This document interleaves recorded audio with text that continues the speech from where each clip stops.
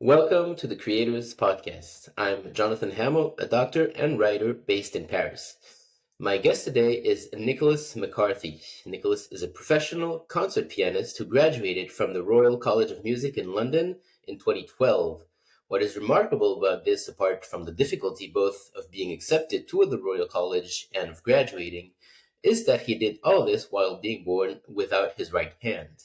In 2012, he became the only one-handed pianist to graduate from the RCM in its 130-year history, and in March 2018, he was awarded honorary membership by its president, His Royal Highness King Charles. After graduating, he joined the British ParaOrchestra and performed at the closing ceremony of the Paralympic Games in London alongside Coldplay in front of an audience of 86,000 people and 500 million TV viewers worldwide.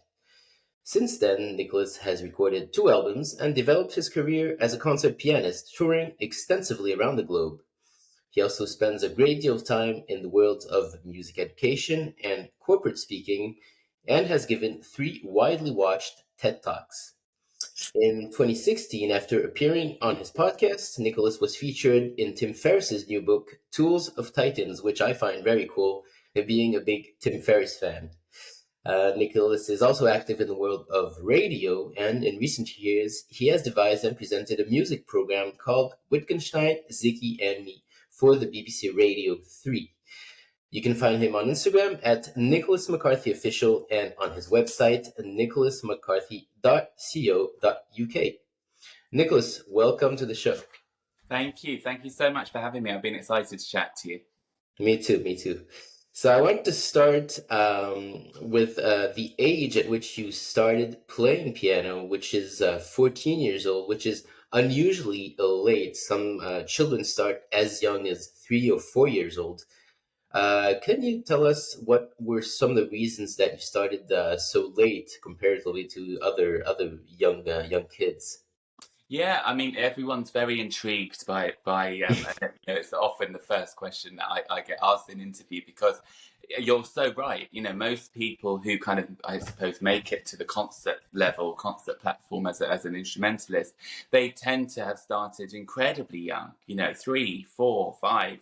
Really, really young children, and then obviously over time that develops, and then they become, better and better, and then they make their debuts and things. Whereas for me, my story was completely different. I wasn't interested at all in music. Had a very unmusical childhood, if you like. And I didn't come to it till the age of 14, so incredibly late. There's pluses and minuses to that, because for me, because I came to the piano through my own wish and my own need, really. It was my own choice. I absolutely loved it. So I practiced like you've never seen anyone practice before, and I was willingly happy to practice because that was me doing it, self-propelling. Whereas the negatives of that is obviously technique. My technique at the age of 14 certainly wasn't what it should be if I'd been playing since the age of 3, 4, or 5.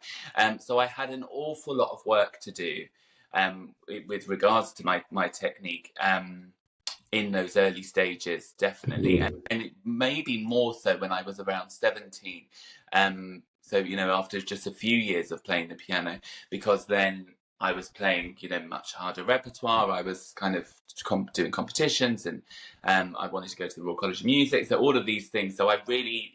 The big negative was those holes in the technique, which I had to very quickly stitch together and kind of patchwork all of these big missing links that I'd obviously missed out on.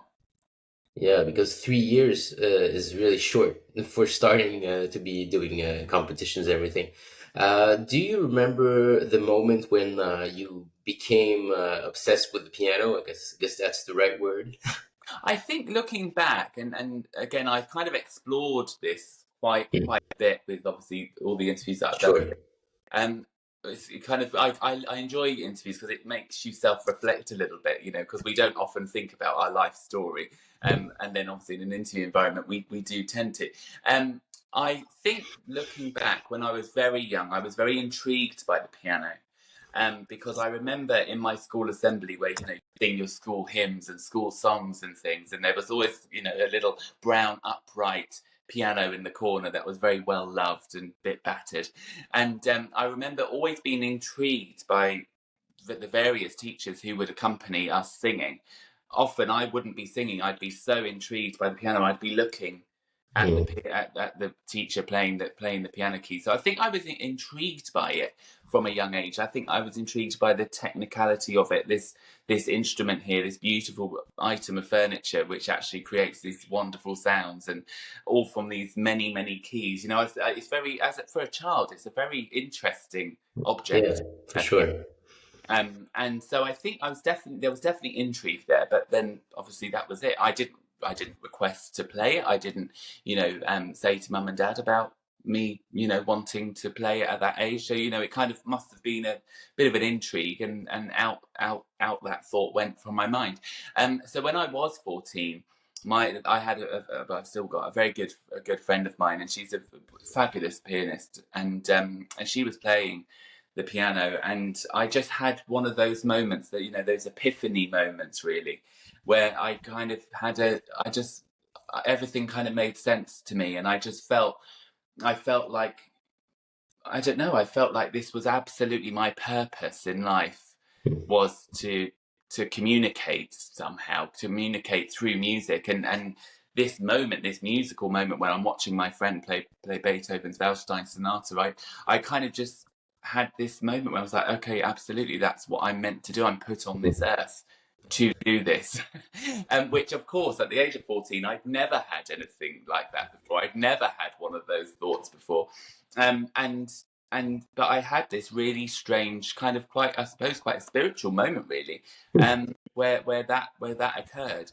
And then I feel very strongly that thankfully it happened at 14, because and we've both been 14-year-old boys, you're full of teenage invincibility at the age of 14. It's so easy to become a doctor at 14. Exactly. You've achieved it, but it's not an easy road. It's so easy to become an astronaut. It's so easy to become a concert pianist, because that teenage invincibility is that's what it's there to do. It's there to kind of give us those big dreams that we require in order to live life.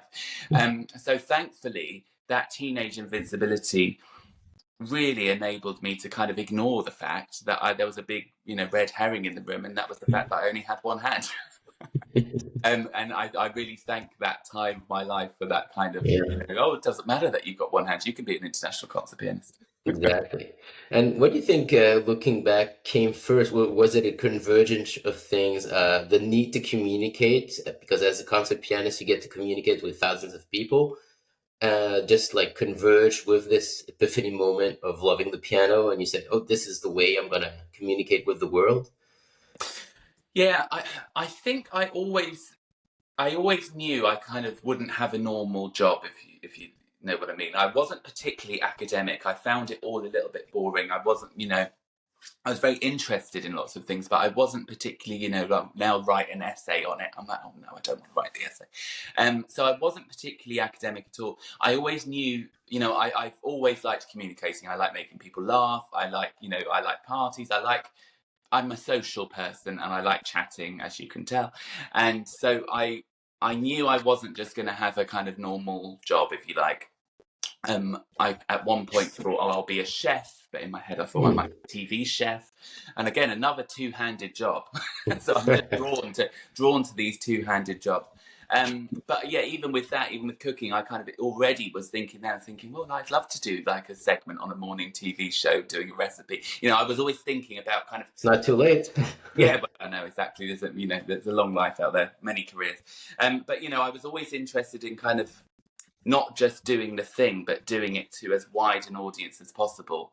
And I even, I thought about, being an actor at one point. Couldn't really act, so that wasn't going to work. But, so I definitely think that, that there's a combination, like you said, of this moment of being absolutely moved, wowed, this calling to the piano for me, but also this kind of already there need to communicate and be on stage and to see as many people as I possibly can. Right.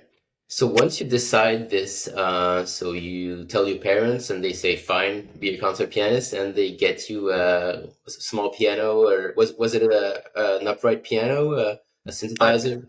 I wish. Well, I went home and I said to mum and dad, I said, "Oh, I want to be a concert pianist." And of course, like, I probably said lots of. I can't obviously mum and dad can't remember, but I probably said lots of things like, "Oh, I want to be, I don't know, Olympian or something." I mean, I was never sporty, so that definitely wouldn't be the case. But um, I I went back and asked for a piano, and in my head, as a teenager, I was getting one of these with a big Oh, bow on, sure. Why not? as if they're cheap instruments, as if they're just, they take up no space, and they're very cheap, which they're not.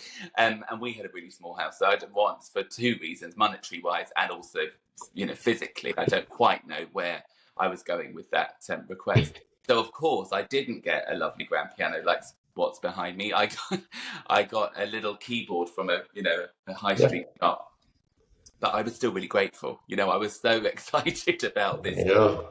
and it's that how I started, and I started playing because, again, I knew nothing about left hand repertoire at this point. Remember, I knew nothing about Yeah, classical music at this point. I really, I went to state school. I didn't go to private school. The music education in this country definitely leaves a lot to be desired. So I really didn't know anything about classical music, and I just started playing the piano with my little arm and my left hand. So I was playing kind of two-handed pieces, if you like, but with mhm, one and a half hands. And I anything with like a one-note melody line in the right hand, right. like a simple Mozart sonata or something, and then anything, obviously left hand I've got, so I can play the chords or play accompaniment there. I would kind of try those pieces, and I'd maybe adapt a little bit or add an extra left hand note here and there to thicken up the right hand a Mhm. little bit. And I got good quite quickly, and obviously I enjoyed it. Like I said, I wasn't sporty at school, I wasn't particularly academic at school, so I definitely hadn't found my thing. I definitely hadn't found the thing where I was like, oh, this is Nick, what he's really good at, and that's what he Yeah, does. Um, so this, because I was getting good at it quite quickly, and I did like the adoration as well. People were, oh my god, it's amazing you play this and with one hand. Of course, I enjoyed that as a teenage boy. So I kind of sure. made me work harder, and it was just a self-fulfilling prophecy, really, that I kind of just got better and better. Yeah, so that's how it kind of started for me, really. So I'm curious. So you started playing classical music right away. You weren't interested in playing pop tunes. No, I'm not. I wasn't particularly into music, like I say, classical or general music. I wasn't a music listener teenager. I didn't always Okay. have music on. I liked what was in the pop chart. I knew the songs. It wasn't like I was kind of born under a rock, but I wasn't listening to it 24/7 like a typical teen. Um, so for me, when I went to the piano, the beauty of what I'd heard, and this piece of very late Beethoven, I don't know. It just awoke something. I was like, oh my god, there's this amazing stuff which I've never heard, and I felt like I was kind of a dry sponge waiting to soak up Mm. entire centuries of classical music which I'd missed out on because I knew nothing of. So you Um, would just go to the store and say, "What do you have?" yeah, I did. I used to, and I remember the first time I discovered my all-time favorite pianist, Martha Argerich, a fabulous, legendary, Sure. Argentinian pianist. And I remember the first time I discovered was at HMV in Oxford Street, the big where we used to buy CDs, and I went and I was just intrigued by this, you know, long mane of grey hair, and this, and it was a Bach and Chopin double disc CD, and I listened to it on the train home, and it was the first time I'd ever heard Chopin's Second Piano Sonata, Mm. and to hear her play it for the first time was something I can never replace, because obviously to me she's the pinnacle of Chopin. Um, and it was just a moment where it's like, wow, I couldn't believe my ears. I couldn't, and I just couldn't believe that I hadn't heard this before. I hadn't heard this music in my, by that point, probably 15, 14, 15 Right. of life, that this music was gracing my ears for the first time, and it was just wonderful. It was really quite, like I say, quite, I suppose, I'm not a particularly spiritual person, but I can imagine that's probably the closest thing I've had to that kind of spiritual thing, even though I Yeah. didn't happen, it was just happening. I didn't think about Yeah, it. you were on the train with your little portable CD player. Yeah, back in the day, vintage. Yep. Yeah, nice. So for people who don't really know so much about the piano, can you kind of explain what is the usual role of each hand, and so what particular difficulty it entails for someone with only the left hand? Yeah. So usually the right hand is the star of the show. So the right hand it's playing the tune, it's playing the tune that you remember once the piece is finished. It's playing a lot of the flashy stuff, typically, obviously Yeah. atypical. And then the left hand is the supporting actor. It's accompanying the star of the show. It's providing that bass. It's providing that accompaniment, that harmony. And so obviously when you've got one hand when you're and again, I didn't know left-hand repertoire existed by this point, but to try and kind of create something, you have to think very much outside of the box. And I think because I've being born without my right hand, I've from birth, I've been so used to adapting things. I think disabled people think about things differently, especially if you're disabled from birth. You think about innovations a little bit different. We're not as I'm speaking for myself, I'm not as kind of daunted by stuff that I can't do, because Yeah. I'm always a bit like, well, I'll find a way. And it's often a way will come around, and things will happen. So yeah, nothing really daunted me at that point. And again, I think that has to do with my age as well, being 14. And it wasn't till I was 17 when I was introduced to left-handed alone repertoire. So yeah, I want to come back to so you started taking piano lessons, I guess, in where you were living in a small village with Yeah. a local teacher, and then so because I've heard you say this in other interviews, but can you just come back on that moment when you called up a music school just to tell them that you were the perfect candidate? Yeah. Well, I mean, that was again, when you're disabled, you get a very thick skin, really, because life kind of can be a little bit tougher than it is to a perfectly Yeah. able, fully limbed person. So I definitely had a thick skin. I definitely have got a thick skin, but this I remember really did puncture. This experience definitely punctured that for me. So my friend who initially inspired me played this wonderful Beethoven. She went to it, she was a very high standard pianist, and she went to a specialist music school on Saturdays. And it was right by my nan's house. So I was like, this is perfect. I can go here with my friend. I already know my friend. I can go and see my nan afterwards. Everything in my teenage mind was kind of very much mapped out for this moment. And the reality was so different. So I mustered up the courage to ring up the head of the school, who I'd met at various things, so she knew kind of who I was. And I'd started taking lessons with one of her teachers who already taught at the school, and her teacher was supportive in me. She was quite happy to teach me within the school. So again, everything, all the planets were aligned except her.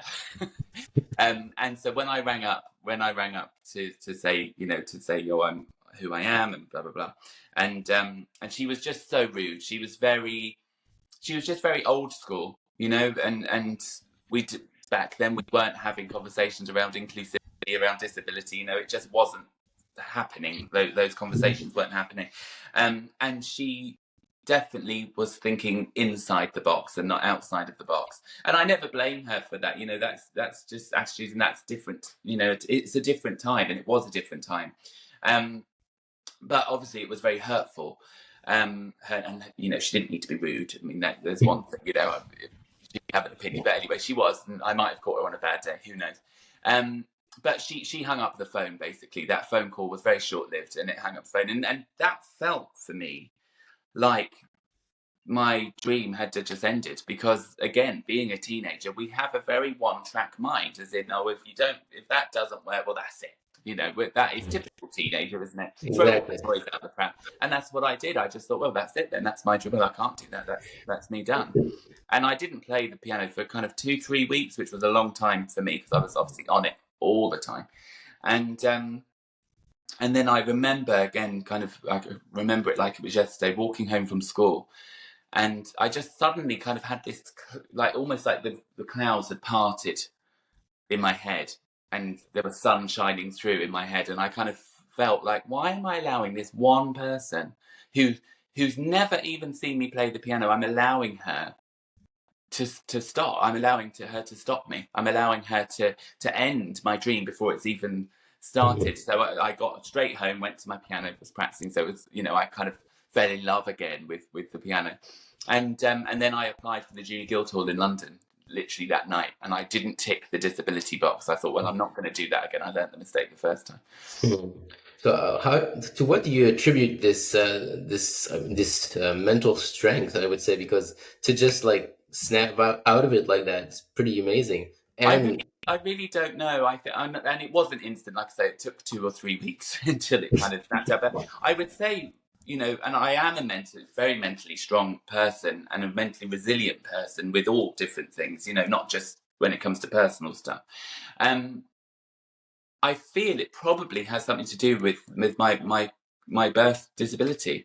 Because if you think, when I'm walking down the street in summer with a short sleeve top on, and you're walking down the street in the summer with a short sleeve top on, I'm getting stares, not because people are like, oh, he's so handsome. I wish that was the case. People are staring because, I'm different. And it's just human curiosity. I know that I'm never offended, but it's there, and I feel it and I sense it. And so I'm always kind of, when you live life like that, and it's part of your day-to-day life, and answering questions, our people are curious, and we're curious human beings, so always having to answer for oneself a little bit, and explain what happened, or nowadays obviously explain my career and the interest there, which I'm always very happy to do. I think that mental resilience probably comes from the stares, from the jibes that I've had when I was younger. Yeah, makes sense. From people being insensitive, even as adults now. The amount, some comments that I get, and I'm thinking, oh God, they're so insensitive. I'm not offended because they weren't meaning it in a malicious way. So I just think, they're not thinking what they're saying. I never get offended with stuff like that. I would be offended if they were going out of their way to be malicious, of course. So I think that has a lot to do with my mental strength. And I would say my mental kind of capacity, I suppose, is probably my biggest strong point, really. Yeah, which you need to be a professional musician for sure. Yeah. Even with 2 hands. Yeah, need ice in the veins. Exactly. So now, just to picture this audition with the Junior Guildhall. So you go there. You don't tell them about your disability. What's the reaction? And do you remember what you played? What did you decide to play? So I played the Mozart Fantasy in D minor, which I love. I love that piece. And again, so I was playing that, remember, with my little arm and my left hand. Right. So I was auditioning as a 2-handed pianist, really, 1.5-hand pianist playing 2-handed repertoire. And I played Ludovico Einaudi's Leonde. So the reaction when I walked in, obviously I had to have that slightly awkward chat, but I was very confident, kind of 17-year-old. Walked in and went straight up to the desk of 3 judges and just said, McCARTHY, as you can see, I was born without my right hand, but I'm going to perform for you today. And I told them the pieces, and I think they were a bit, oh, well, he's here now. They can't throw me up. So I played, and it was the first time I played a grand piano, and I remember the feeling, the difference of, oh my God. I was going to ask about that. Yeah. So hard to play because the touch is, it's much, much harder. My fingers weren't strong at that time, because I didn't have a real piano at home at that point.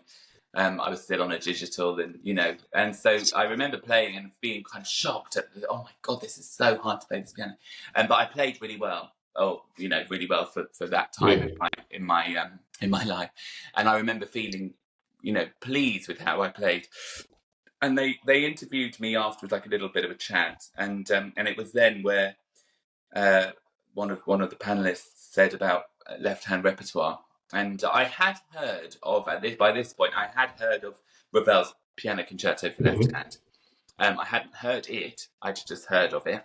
Okay. But I didn't know anything else. I didn't know about the 3,000 works for left hand alone and the other 30 odd piano concertos for left hand alone. I really didn't know anything about it.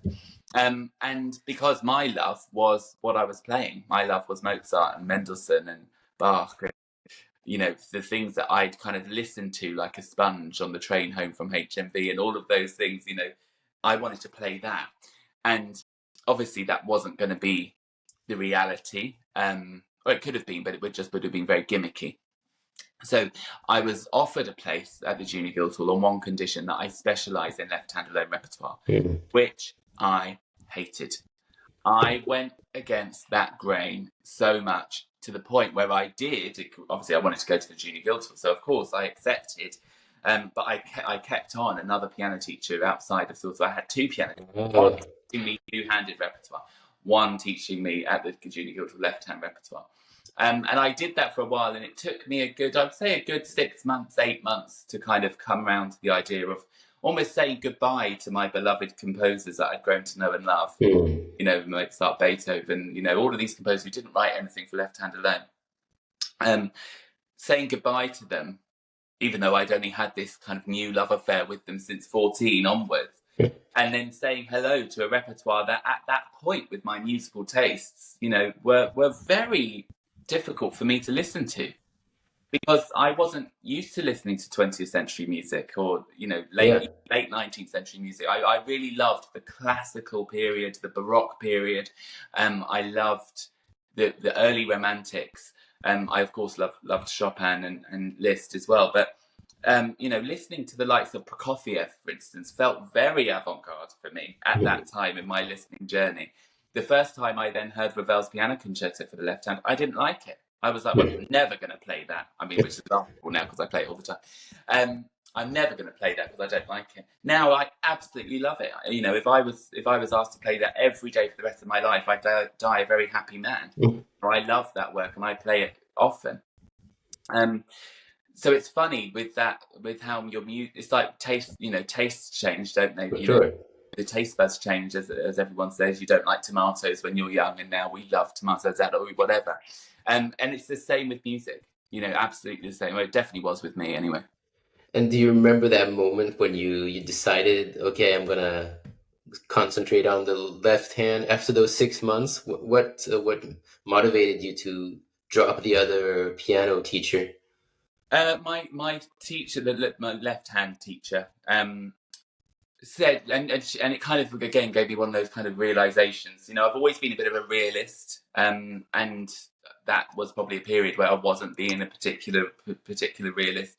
And she said to me, but why would, and she was a concert pianist herself, and she said, why would someone want to come and sit? And she was, it sounds nasty, and she wasn't actually being nasty. Why would someone want to come and see you play a Chopin prelude where they could see me? She was obviously, quite a well-known concert pianist, play a Chopin prelude, but I'm playing all the notes. And I'm thinking, actually, you're right. Be gimmicky. Mine would just be kind of because of the disability aspect. Yeah. And so that kind of resonated. I was like, no, actually, even though it probably wounded a little bit, I was like, actually, no, she is right. And so I just embraced it. I then embraced the left-hand repertoire, and then obviously grew to love it, and my musical tastes were changing. Yeah. Sorry. Plus, you probably progressed much faster once you dropped once you dropped the two-handed repertoire, I guess, because it's not the same. Just in your brain, the brain functions are different if you're playing with two hands or one hand. So you probably went very fast after that. Yeah, it did. And then, and that's when, and then obviously at that point I had my goals set, because I was 17.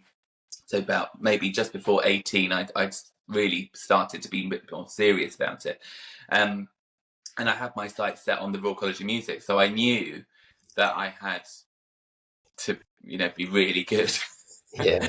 I could kind of just be oh yeah, he's all right. Because they only ever really, I'm not sure now, but at the time, they were only accepting 8 pianists a year. Wow. And they're from all over the world, you know, and there's competition winners and, you know, Russian For pianists sure. and everything. So I knew I was swimming upstream for sure. S- So it was that kind of kept me focused, I think. So you were 18 when you auditioned for the Royal College? 18, 19, something like that? 18, I started because I took a gap year. So I started when I was 19, but I got in when I was 18, which is quite, I mean, sometimes I kind of stay at blasé, but I mean, I do, when I think about it, I do think sometimes that I can't believe me, Nicholas McCarthy, who's come from a state school with one hand, started at 14 and got into the Royal College of Music by 18. That is Even remarkable. sometimes I kind of, obviously I don't think about that every day, but when I say it, I am a bit like, oh my God, I can't believe I did that, you know, sometimes. But anyway. So what did you do during your gap year? Was it piano oriented? Well, it was, yeah. So I didn't travel, and again, maybe being full of self-confidence, I knew that I would travel with my job, and I knew that I'd see the world, and, you know. So I never I went on holidays, but I didn't travel. I didn't do a gap year kind of travel. Okay. And also, I needed the piano. I needed to kind of. I was still practicing an awful lot. I'm still, you know, if you get into the Royal College of Music, you don't stop practicing before you go. No, you don't go So to Thailand for a year. Yeah, exactly. I haven't played the piano in 6 months, so I kind of needed to be near a piano, and so yeah, I mean, I had a nice time still, and I was pleased I took that gap year just to have that kind of. But yeah, I was still working incredibly hard and trying to really, for me, it was about arming myself with as much repertoire as possible. So I wanted to go into the Royal College of Music being the expert on left-hand repertoire. I wanted to kind of know everything about it and know kind of what rep's available, what's not, or what scores are lost, because there's lots of scores that have been lost. So I was kind of prepared, you know, because obviously I knew I was going to go in and be taught by professors who perhaps knew some pieces of left-hand repertoire. You know, most pianists do have in their repertoire a few pieces of left-hand alone repertoire. But obviously no one's, you know, I'm kind of the only left-hand pianist, so no one's going to kind of be like, oh yes, I've had a long career of playing only left-hand repertoire. So I knew I was going to be cherry-picking, you know, from different professors, kind of different bits of knowledge, and therefore I wanted to support them in a way with having my own knowledge base, so I could say, well, actually, no, there's this instead of that, or you know. You wanted to be the expert going in, right? Yeah, yeah.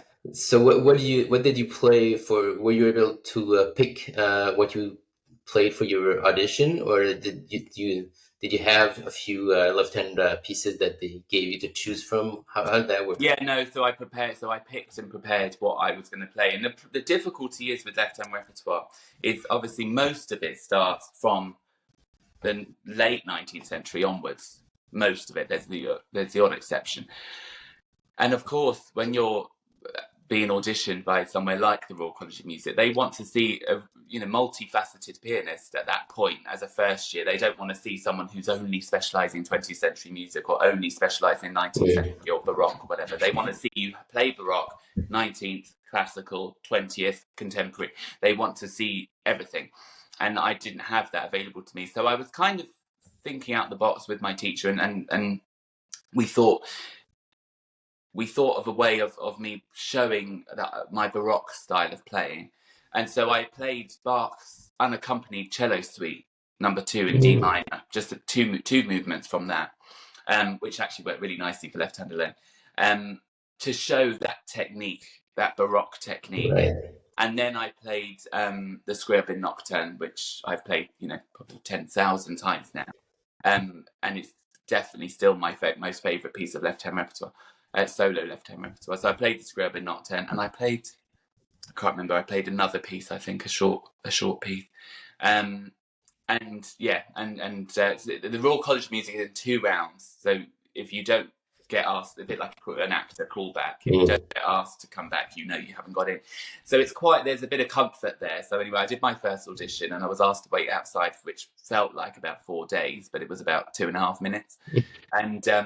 And then they said, oh, we'd like you to stay around. Can you stay around till this afternoon? And it was at that point I was like, oh my God, now I'm nervous. Because I had that fighting shot. You know, half of the day of auditionees would have gone home at that point and not got in. Now I was in that small pool of people who who had a fighting chance. And I remember listening to some of the way some of these pianists were playing, who had obviously been playing since the age of 3 or 4, you know, and I was just flabbergasted by the sound, the virtuosity, everything. I was just like, wow. So I knew that kind of, you know, and I'd worked incredibly hard, and my technique was much, you know, it was much more sewn together than it was when I first started, of course. But I knew that if I did get in, there'd be a big mountain to climb. Yeah, you could hear through the doors, like the other, or like in Yeah, rehearsal halls and everything. You were like, oh my God. and it was amazing. It was amazing. I'm sure. Yeah. So once you get in, I imagine even once you're in, the Royal College is a very competitive place, even amongst pianists, I'm sure.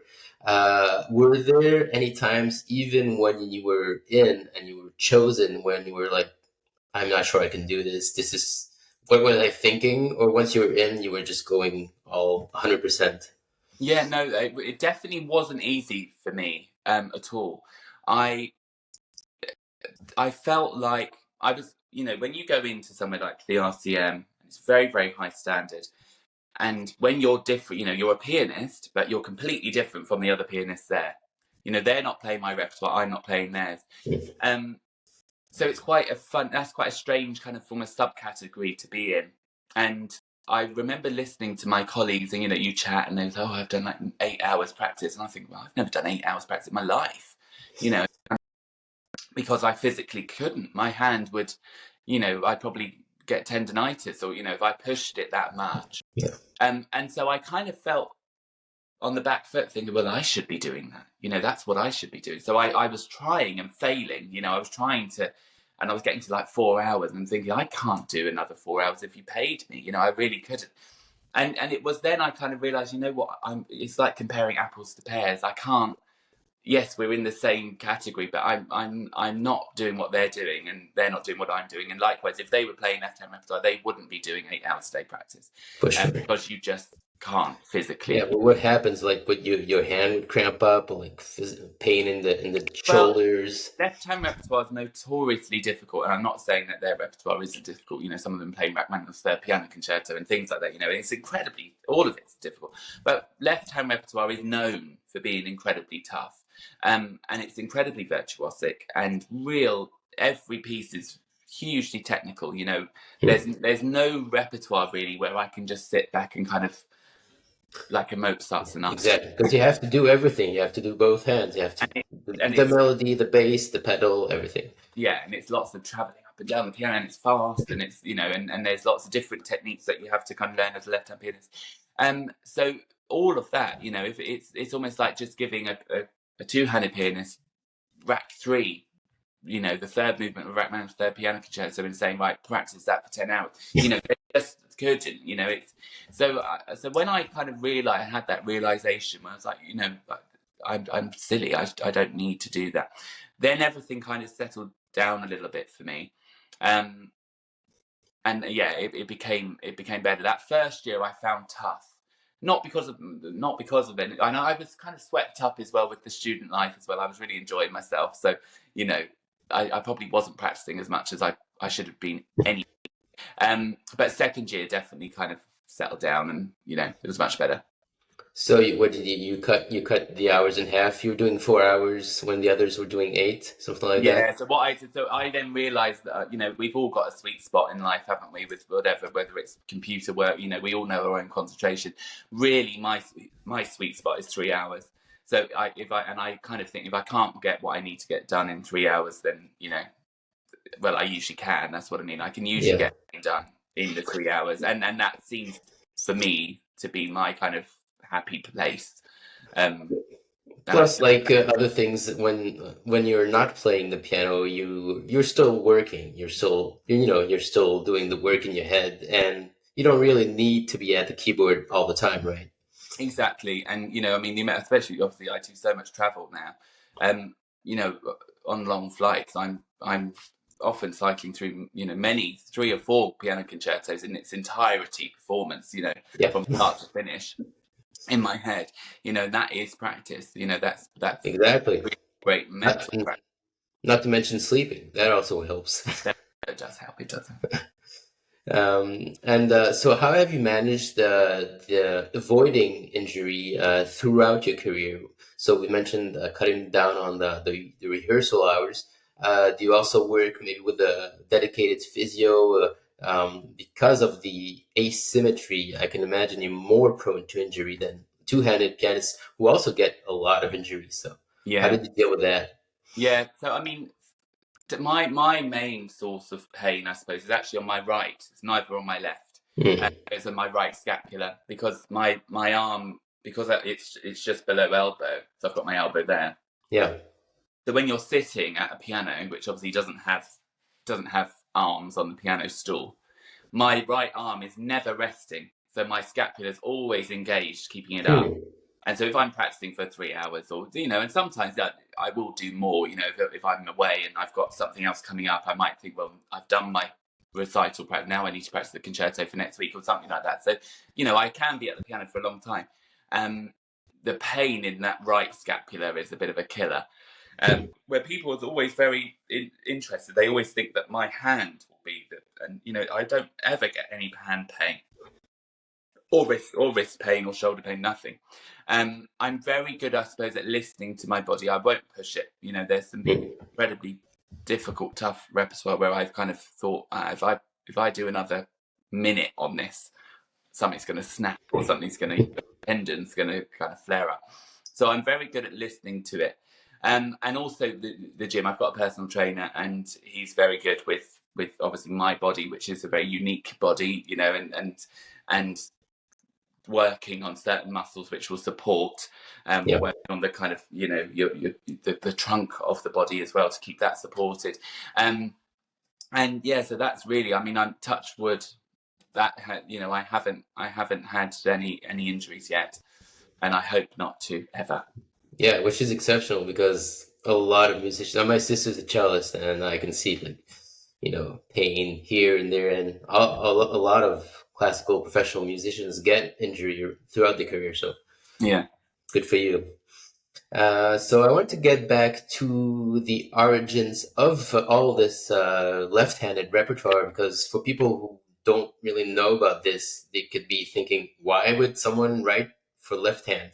That's So exactly my first thought when I was in. exactly, what is this? So can you explain a little bit more about the origins of this, and tell us about Paul Wittgenstein, among others? Yeah, of course. I'll give you a potted history. So back in the 19th century, and before that, concert pianists, they were really the rock stars of their day, and they used to kind of take Franz Liszt, for example. He used to sell out a concert in a city or a town in a matter of minutes, just like Adele does now in Vegas. It was kind of fandom, and often these top level concert pianists, composers, in order to kind of wow their audiences further, to create even more, fandom around them, they used to do a little play on irony. So most people, and you're a doctor, most people in the world, as we know, are right-handed. So therefore, your left hand tends to be slightly weaker than your right hand, because your right hand is dominant. So often, as a play on irony, these 19th century pianists would kind of say, oh, you thought I was good with two hands.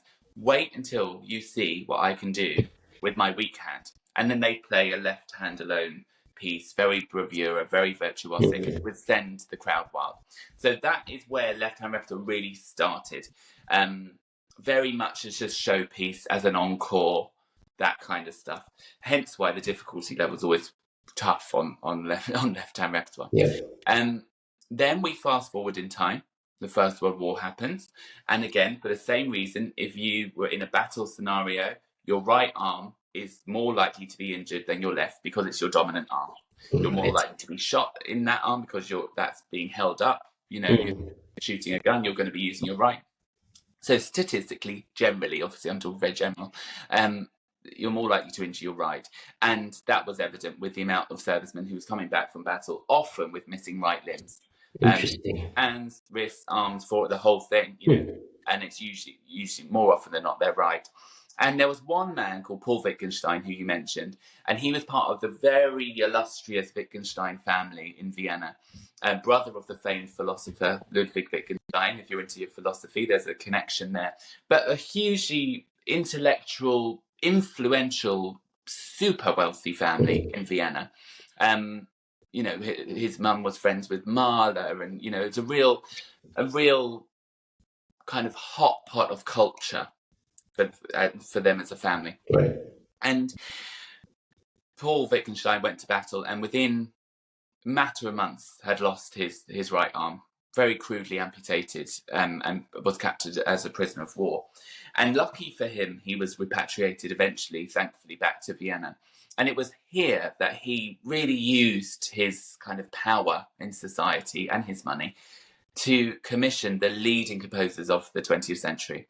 So he Ravel, Prokofiev, Benjamin Britten, Richard Strauss, you name it, he was paying them vast amounts of money in order to write for left hand alone, to expand this already present repertoire from the 19th century. Likewise, himself wrote and arranged a lot of left hand alone pieces, and he was a fabulous arranger as well. So it was really him that was the kind of catalyst for having the big 20th century concerto works, and it's that put left hand repertoire really more on the map, because as we know, the Yu Wang, for instance, one of the most famous pianists in the world, she plays Ravel left hand piano concerto. There's lots of superstar pianists who play some pieces of left hand repertoire. Sure. So do you feel you have an advantage if you compare yourself to two-handed pianists who play the left-hand repertoire? I feel I definitely have an advantage in the sense of physicality. I'm so used to playing just with left hand, whereas when I've spoken to colleagues, two-handed pianists who've played say Ravel or something, and they've said, I just don't know how you don't fall, they find the balance issue very difficult. And that's why if you watch a performance on YouTube, you can find many performances of two-handed pianists playing Ravel. Falling off the bench. Yeah. Well, they often will with their right hand, but especially when you have to play up the top register of the piano, they will hold onto the edge of the piano or the edge of the door with their right hand, which obviously I'm always like, that's cheating. But they find that very disconcerting, I think. And also with left hand repertoire, I mean, I always sit an octave higher than middle C, so my center of my body is kind of an octave higher than middle C. Whereas usually if I had two hands, I'd sit dead center. Middle C would be my center. So you always sit to the right. Yeah, even spatially, I feel. But for me, I've always done that. So I think nothing of it. But I think for them to go from that to then that must be tricky. So to play the Ravel, the left-handed, you need to sit a little more to the right. Yeah, because you need to get to the top of the piano, right? I always want my left hand more center. Whereas if I sat where most two-handed pianists sit, my left hand is going to be kind of middle of the bed. Yeah. Whereas actually I want it kind of middle, around middle C. That's where I want my left hand to be, kind of comfortably at a right angle. Right. So that's what I do. I mean, there's no right or wrong answer, but yeah, that's what I've always done. So I want to come back a little bit on the concept of arranging, because you recorded 2 albums, and on the first album there are many arrangements. And was that a conscious choice not to play only left-handed repertoire, play arrangements of some of your favorite composers? And I've noticed that some of the arrangements you wrote yourself. So I wanted to come back. Can you first explain what an arrangement is? If you take a two-handed Mozart piece and you want to play it for left hand alone.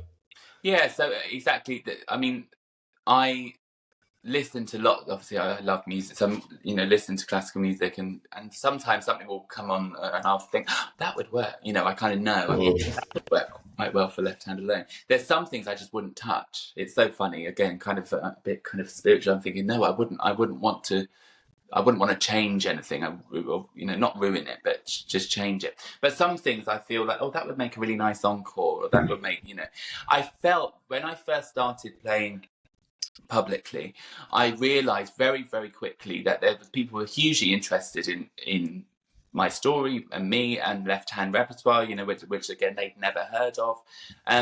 But they were much more receptive to listening to a whole recital of pieces that they've really not heard of, if they heard a few pieces that were familiar. And I feel familiarity always makes people feel comfortable.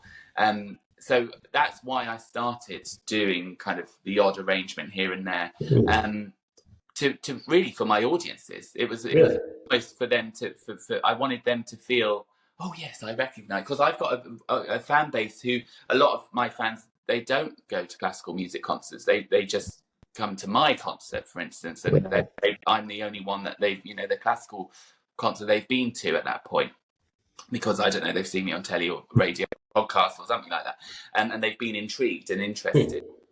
So I wanted them to feel comfortable, almost like, oh yes, well, I've heard that piece on an advert, or I've heard that on an ad or something like that, and then I'll play them something, of course, they've never heard of. Interesting. So yeah, it's not for you. It's because I was thinking, you miss playing all these famous tunes that you love, and you were doing the arrangements for yourself, but it's more as a gateway for first-time concert goers.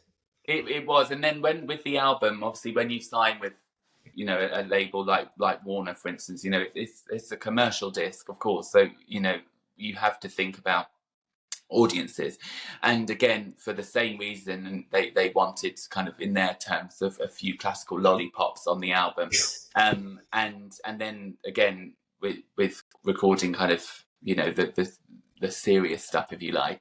And I feel that what's funny is actually the main comments, and I remember when that album came out, which I think was 2015, the main comments actually were not about the arrangements, then it was about the original works, which I really love, because it almost proved my kind of theory of, give them a couple of things that they like, and they'll continue listening into stuff that they've never heard of before.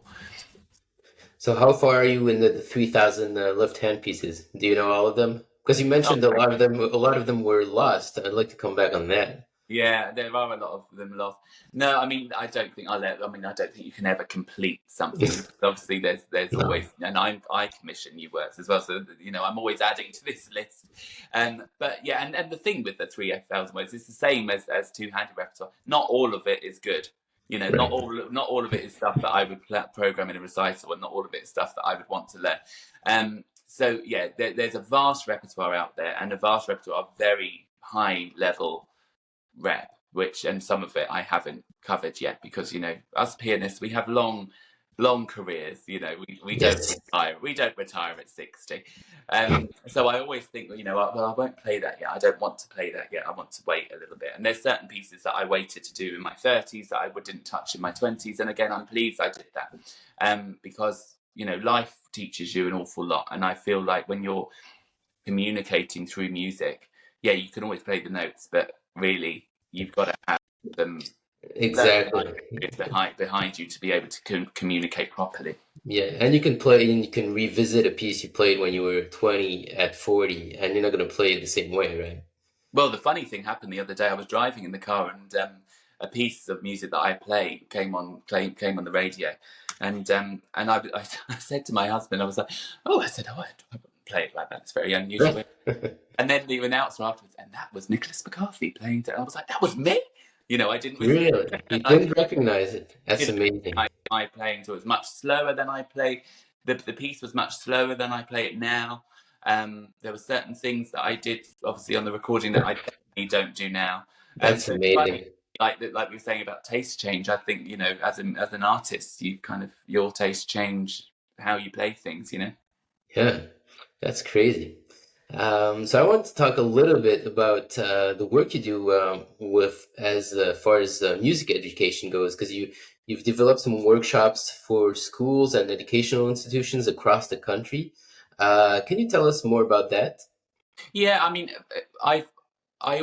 what started me doing that was people often, as you did, ask me, why did I start at 14? And I often think, well, actually, if I had someone come into school like myself, or non-disabled even, but come and kind of give a little talk on what's it like to be a concert pianist, or what they do, and give a little performance and stuff, I think I would have started a lot younger.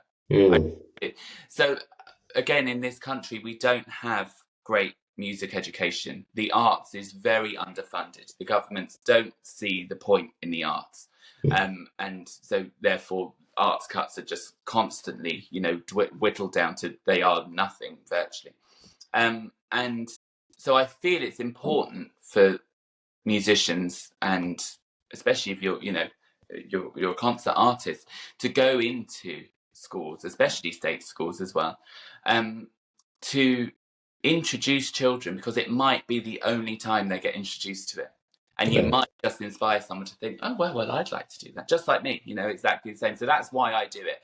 So whenever I'm performing as part of a festival, or performing as part, with an orchestra, if the orchestra has an education program, I always want to be in it, because I almost feel it's my duty to do that. And I enjoy it. I enjoy it greatly. I enjoy the curiosity that children have, and I enjoy their questions, and and their awe at the piano, let alone what I'm doing on it. Just the instrument. Children are always very intrigued. What are some of the most surprising questions you've gotten from kids, and how old were they when they asked them? Well, the most surprising question always is, and I always get it every single time I go to a school, and it's usually with the younger kids though. So I sometimes preempt it, but they kind of get transfixed at kind of just having one hand. So they're like, how do you eat with a fork? I have a left. How do you brush your teeth? It's that kind of thing that always makes me. But the funny thing, that the ones that kind of make me really think, is when I can see that they've got this huge curiosity and wish and need to kind of experience music, and almost their pressures from outside, whether it's their mum and dad, whether it's the school doesn't have, is already in their mind putting them in a box, saying, oh, that's not for you. I've had that. I've seen it. They've not obviously said it in that way. I've read between the lines, but I thought, you already think that this can't be for you because you're not rich, or this can't be for you because your mummy and daddy don't have a big house with a big piano. And that really makes me sad, because obviously for me, as you know, I wasn't from a wealthy background. Mum and dad, money wasn't coming out of thin air, didn't have space for a grand piano, didn't have the money for, all of those things. So, I know exactly what that feels like. And so that always makes me sad and surprises me, but unfortunately it is the reality, definitely the reality in this country. Yeah, but as you said, you might inspire, even if it's just one or two. That would be great. Sure. Exactly. That would make me a very happy man. That's why I do it. All right. So, what are some of the big landmarks you're aiming for in the next few months, next few years? Do you have any big concerts coming up? Oh my God, I have. I've got probably the biggest one of my life. I'm giving my South Bank debut in London South Bank at Queen Elizabeth Hall in March. Oh wow. Which I'm super excited about, but I'm nervous about already, and we've got months away, but it will be fine. And then I've got some really lovely debut. I'm making my Royal Philharmonic debut in June in London. I'm touring a lot with some of the biggest orchestras that I've kind of followed for years, and now I'm to do that, like the Bournemouth Symphony Orchestra and things. And I just made my US debut in November. Oh, congrats. So I'm back to the States in February and April as well. So yeah, really, really lovely things coming up. There might be a new album in the pipeline as well, so we don't know yet, but yeah, it's with some Adele arrangements. No, this one definitely will be a concerto album. So I've only done 2 solo discs, so yeah, so there won't be any Adele on this. So. Oh well. Your fans must be so disappointed. There might be a bonus track, Jonathan, and I'll send it to you. There you go. All right. Well, thank you so much, Nicholas, for taking the time to be here. It's been great. Once again, people can find you on the internet, on Instagram at Nicholas McCarthy Official, and your website with all the info about all the concerts and the education stuff, nicholasmccarthy.co.uk. Thank you, everyone, for listening. If you enjoyed this conversation, and if you would like to hear more, don't forget to like, subscribe, spread the word. You can find everything about this podcast and my activities as a writer on my website, hamilljonathan.com. Thank you very much, Nicholas. Thank you, everyone, and see you soon on the Creators Podcast.